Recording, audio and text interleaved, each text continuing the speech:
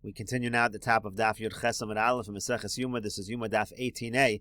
In the Bryce on the previous summit, it said that if the Kohen Gadol wants to take from the Lechem Aponim, he should take 4 or 5 loaves from the Lechem Aponim. So the Gemara asks, Umay Arbo Chamish. What does it mean 4 or 5? Rashi says, Mosai Arbo, Mosai Chamish. When does he take 4? When does he take 5? What does it mean 4 or 5? The Gemara answers as follows. L'Rabbanan da'amri nichnas notel sheish v'yotze notel sheish. According to the Rabbanan, the incoming mishmor, they get 6 loaves in general, and the outgoing mishmor, they get 6 loaves. Uschar hagafas delasos lo. And according to the Rabbanan, there is no payment for closing up the doors of the Beis HaMikdash. You just divide it 50% to the incoming, 50% to the outgoing. So mishteim esrei boy miflag. So now you're dividing up 12 loaves. If you subtract 1 from 50% of 12, you have 5. In other words, the Brisa holds that the Kohen Gadol should not take half. He should always take less than half of what's being divided up. So in general, half would be 6, because you divide up the 12 loaves, half of that is 6 loaves. He shouldn't take 6. He should take 1 less than that. He should take 5. That explains the 5 in the Brisa.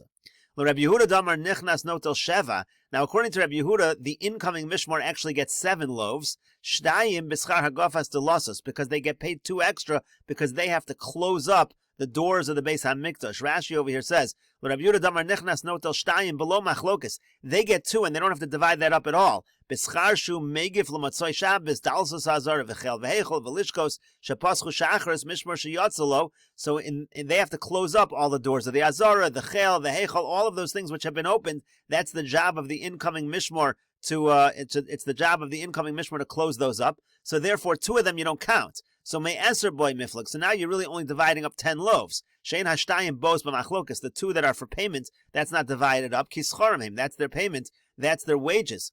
So according to him, again, nichnas notel sheva, shtayim b'schar hagafas delasos. The incoming takes 2, getting paid for closing up the doors of the Beis HaMikdash. V'yotze, in the outgoing mishmor, notel chamish, they take 5, because they're taking the 50% of 10. You divide up the 10, 5 and 5. So now if the Kohen Gadol wants to take a portion, may eser boy miflag, he has to divide up from 10. Botzir chadam ipalga v'shakal arba, you have to subtract 1 from 50% of 10, and you get 4. In other words, the 50% of the 10 loaves would be 5 loaves, but the Kohen Gadol, if he's taking a portion, he should take less than 50%, so he should take 4 loaves. The Gemara now gives an alternative approach to the Brisa on the previous Amud. Rava Amar Rava says, Kula Rebbe he. The entire Brisa is actually Rebbe. Now the problem is, the beginning of the Brisa said the Kohen Gadol takes 4 or 5, and then Rebbe says he takes 5. So we had a question over there. What's the beginning of the Brisa? How does it relate to Rebbe? Rava is saying the entire Brisa is actually Rebbe. V'savar lo Rebbe Yehuda. And Rebbe actually holds like Rebbe Yehuda, like we said before. According to Rebbe Yehuda, 2 are from payment, so you're really dividing up only 10.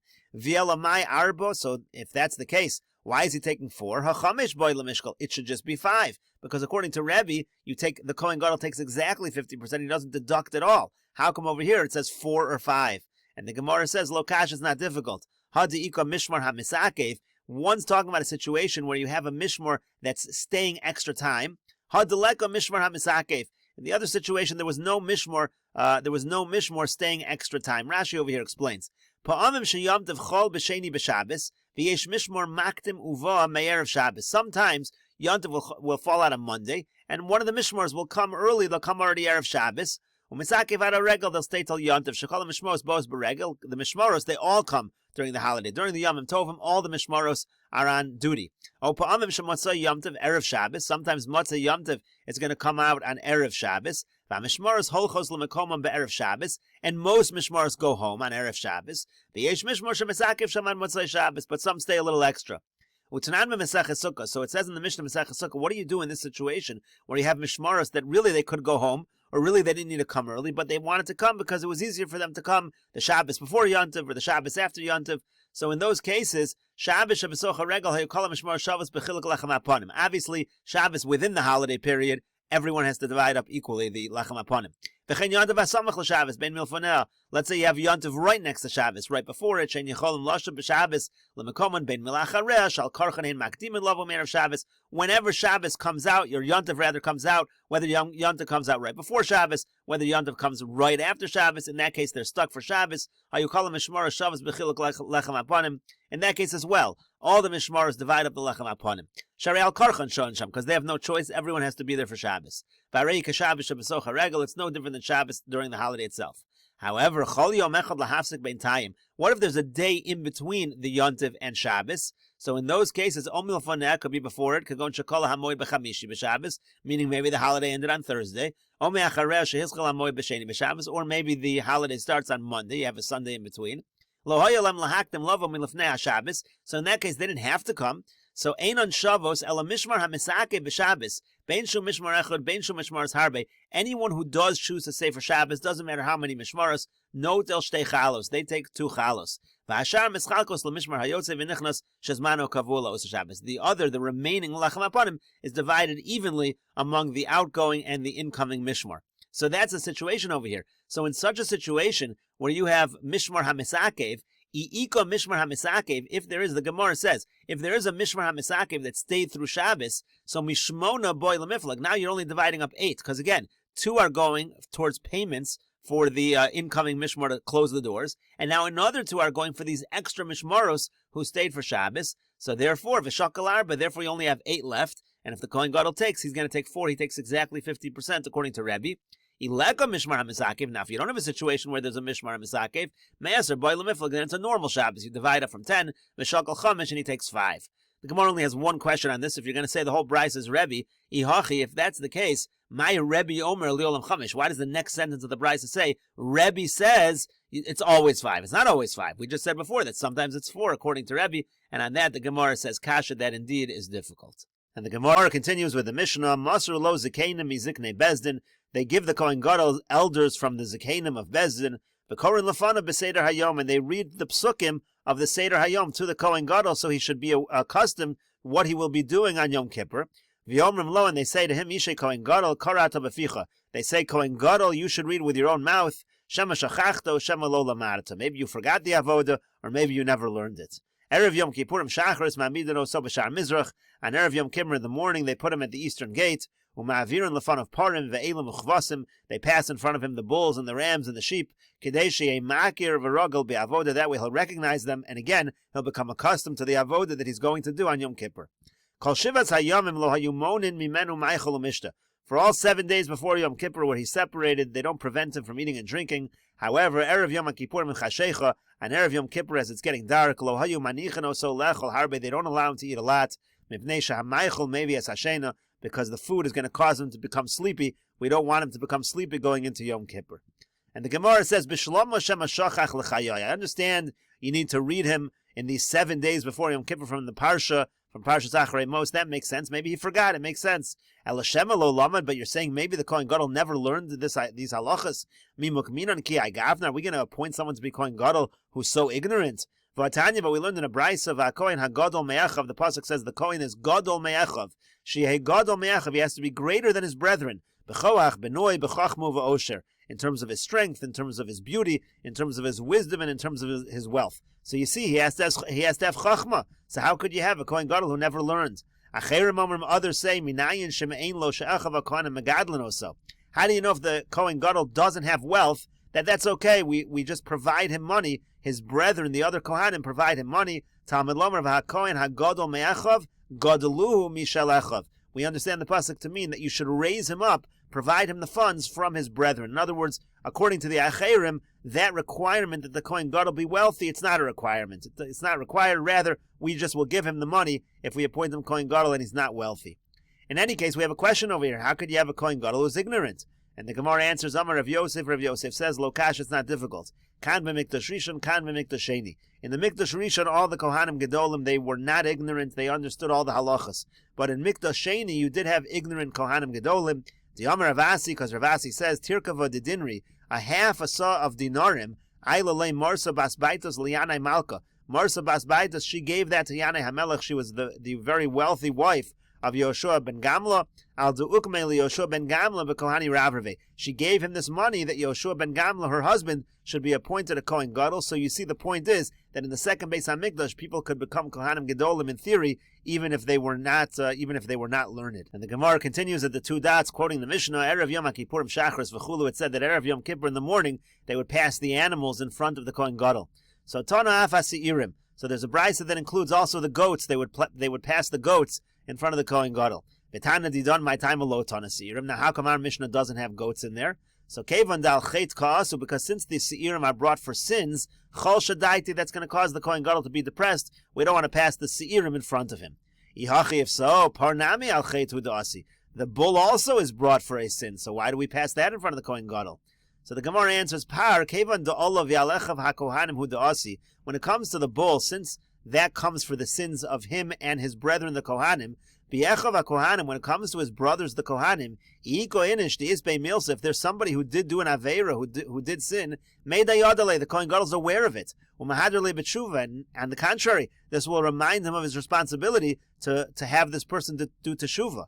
But B'chulu Yisrael, but when it comes to the rest of Klal Yisrael, Lo Yada, he doesn't even know the sin. So what would be the point of passing an animal in front of him to remind him of the sins of Klal Yisrael, which he can do nothing about anyway? Amar Ravina, the Gemara continues, Ravina says, Hainu damri inchi, that's what people say, if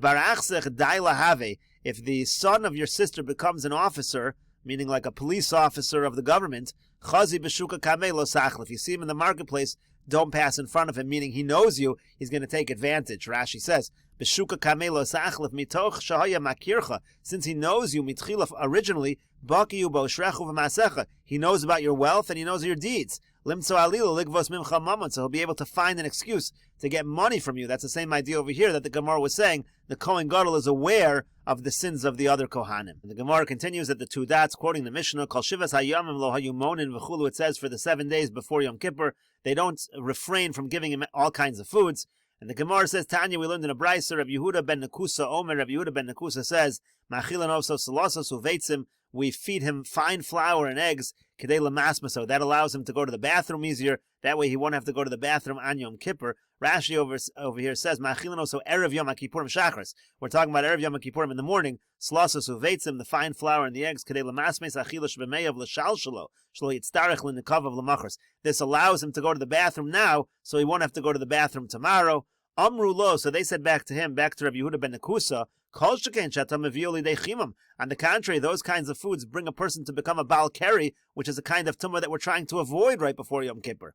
Gemara continues, Tanya, we learned in a brayso, Sumchis Omer Mishum Rabbi Meir, Sumchis says in the name of Rabbi Meir, Ein ma'achilan oso lo abi, v'amri lo abavi. We don't feed him abi, that's an acronym for certain foods we'll see in a moment. Some people have the acronym abavi. V'yesh omrim af lo yayin lavan, some say we don't give him white wine. Lo abi, what does it mean, not abi? Lo esrog, v'lo beitzim, v'lo yayin yoshin. You don't give him an esrog, you don't give him eggs, you don't give him old wine. V'amri lo abavi means lo esrog, it means not an esrog. V'lo beitzim, not eggs. V'lo basar shamen, not fatty meats. V'lo yayin yoshin, and not old wine. V'yesh omrim, and some say af lo yayin lavan, also you shouldn't give him white wine. Mimnei shayayin lavan, maybe as adam lidei tumah, because white wine brings a person to tumah, so again, you should keep him away from all of these foods.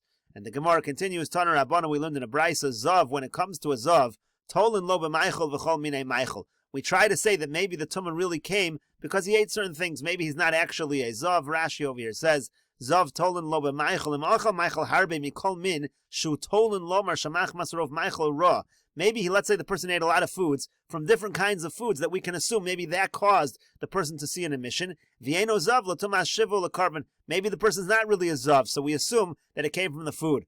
Tichsiv, like the pasuk says, b'saro v'lo machmas onso, has to come from him but can't be forced from him based on the food that he ate. Avol bal keri tame be'ones. Now in contrast to a zav, a bal keri is tame even if it happens be'ones. De'in keri v'zov boy mimakom echad ve'in mareim shave shazov domu l'mei votzek shel sa'orin ve'no kasher ele kiloven beitza hamuzeres v'shich zera kasher kiloven beitza she'ena muzeres. Rashi just describes the difference between zav, the emissions that come from a zav, and those that are bal keri or shich zera, those that are semen. They look different. So Rashi's point is, when it comes to zav, when it comes to emissions of a zav, if it happens be'ones because the person ate certain foods, we can be told that that's what caused it, that it happened be'ones, and in such a situation, he's not going to have the tumah of zav. That's the idea over here. Tolan lo b'meichel v'chol minei meichel. Elazar ben Pinchas omer mishum Rabbi Yehuda ben Beseira. Now Elazar ben Pinchas says, in the name of Rabbi Yehuda ben Beseira, ein machilan oso lo chagvi v'lo gavam. We don't give the zav in the days that he's inspecting himself to purify himself. We don't feed him foods based on these acronyms, same basic idea. And again, no foods. We don't want to give many foods that are going to cause him to become tameh. And now the Gemara explains the acronyms. Lo chagvi means lo chalav, v'lo gvina, not milk, not cheese, v'lo beitza, not eggs, v'lo yayin, not wine, Velo gavam, what does it mean? Gavam and me grisen shalpo, that means like a soup that's made out of pounded beans. Uvasar shamen, and basar shamen means fatty meats. Umarius, that's fish brine. Velo kol devarim hamavin lidei tumah. We don't give him anything that's going to cause him to become tameh. Leisuye mai, what does that last line come to include? All things that bring to tumah. What other thing is not included here? Leisuye ha detan rabbanon, includes the items in the following brisa. It says chamisha devarim eviyim es ha'adam lidei tumah. It says there are 5 items that can bring a person to tumah. V'elu hen, they are as follows: hashum, garlic. And we'll continue with this discussion in the next video on Daf Yud Ches Amud Beis.